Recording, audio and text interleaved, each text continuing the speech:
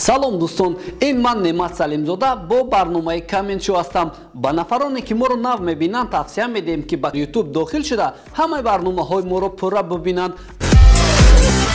мехоҳам барномаи имрӯзаро аз як хабари хуш барои мо тоҷикон ва ҷолиб дар дунёи мусобиқоти муҳорибаҳои омехта ё MMA оғоз кунам. тавре медонед, субҳи барвақти рӯзи якшанбе тоҷикписари мо Нурулло Алиев рақобати аввали худро дар вазни сабуки UFC бо размкори бразилиягӣ Рафаэл баргузор кард. Нурулло Алиев, ки ӯро мухлисонаш уқоби тоҷик низ меноманд, дар тамоми рақобатҳояш ягон бох надорад ва пас аз иштирок дар лоиҳаи силсилаи довталабони Dana White бо промоушени пешрафтаи MMA қарордод ба имзо расонид.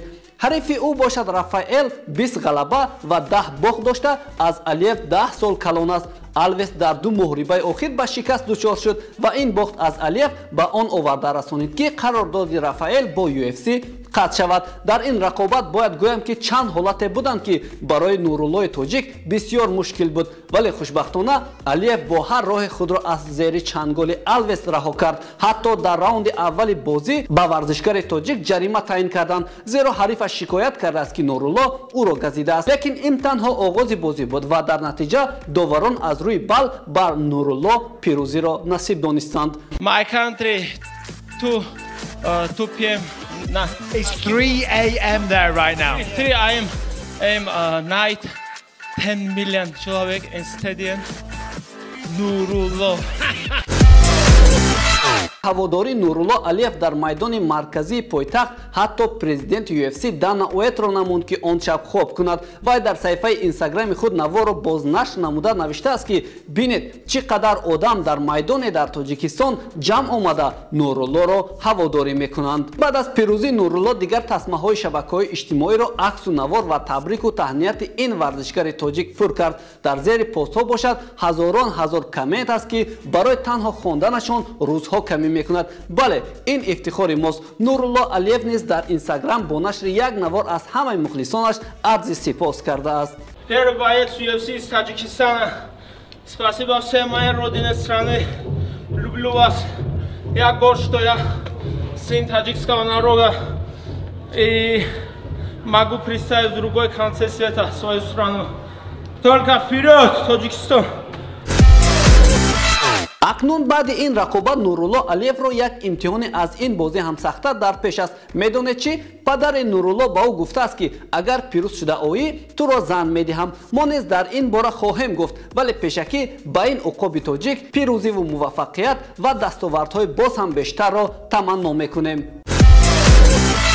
дӯстон, аниқ фаромӯш накардед ки дар ҳафтаи гузашта мо рӯзи артиши миллиро ки дар миёни мардум ҳамчун рӯзи мардҳо низ маъмул аст ҷашн гирифтем. ростӣ ман агар гӯям ки ба мо занҳо ҷиробу хамираи дандоншӯӣ доданд, шояд барои занҳо чандон писанд наояд, вале биёед бубинем ки худи мардҳо дар шабакаҳои иҷтимоӣ чӣ мегӯянд. дар як гурӯҳи фейсбукӣ миёни корбарон гуфта шудааст ки мардҳо дар шаҳр акси тӯҳфаатонро гузоред. он ҷо шарҳи бисёре буд. аз ин рӯ биёед мебинем ки мардум чӣ аксеро гузоштаанд. дар аввалин шаҳр нафаре аксеро гузоштааст ки чун анъана мардҳо онро дар рӯзи 23 феврал ҳамчун тӯҳфа мегиранд. баъди дидани аксе дар шарҳи баъдӣ ман эҳсос кардам ки тӯҳфа ба мардҳо аз худи онҳо вобаста аст. масалан, ба гуфтаи нафаре аз корбарон дар ин рӯз ба ӯ чунин мошин тӯҳфа карданд. беҳтарин, лекин дар идома дурӯғи ӯ ошкор шуд, зеро дар ҷавоб дигаре навиштааст ки акнун картинка ё тасвире аз интернетро нагузоред. соҳиби акс ҳам ҷудо марди ҳозир ҷавоб будааст. мисли ҳамон масал ки оқибати некибадӣ навиштааст ки ман обрӯи шумо занҳоро бардошта истодам. дар миёни шаҳрнависон корбаре бо номи Мавҷуда Ҳамидова қиссаи рӯзи иди мардҳоро нақл карда навиштааст ки ба шавҳараш пешниҳод кардааст то ба сайру гашт бароянд ва якбора тӯҳфа бигиранд. аммо дар ҷавоб шавҳараш гуфтааст ки ҳамин рӯз бо ман тамоман гап назанӣ бароям беҳтарин тӯҳфа аст. Мавҷуда Ҳамидова аз бими рӯзи 8 март ба даҳон об гирифта як рӯз нишастааст. азизон, рости ин ҳама шӯхӣ буд. занҳои азиз, шумо барои мо беҳтарин тӯҳфа ҳастед, зеро шумо модар, шумо ҳамсар ва шумо хоҳарони мо мебошед. ва агар касе аз мардҳо чунин нафаронро дорад, бовар дорам ки барояш дигар аз ин гуна тӯҳфа арзишманде нест.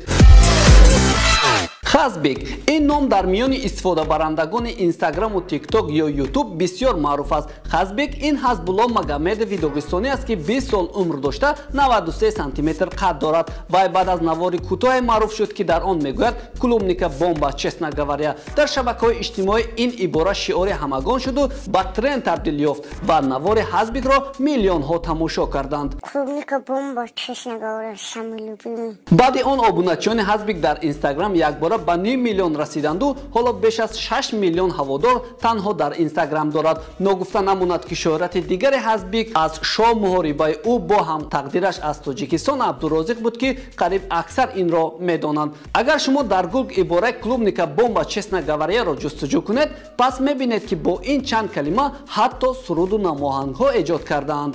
Клубника бомба честна говоря.